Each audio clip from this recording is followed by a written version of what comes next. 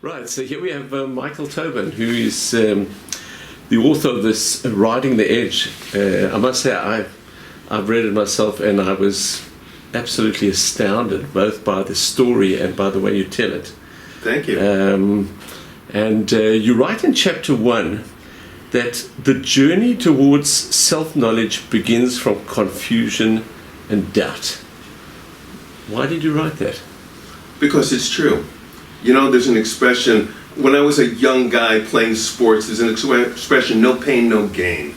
That when everything's perfect in a person's life, when they have all the answers, there are no questions. Why seek beyond perfection? Okay?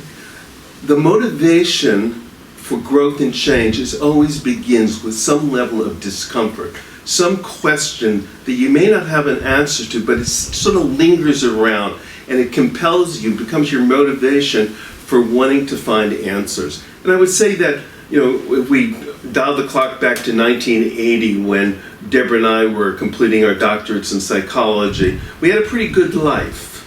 But there was something nagging at us, something that was not right. And my sense was that in our presumably perfect life, something significant was missing. And we felt a need to honor that feeling that something was missing. And that compelled us to open up ourselves to wherever the journey would take us. And a journey, as I've written, has a mind that disrupts, and you can't plan for things that just seem to happen.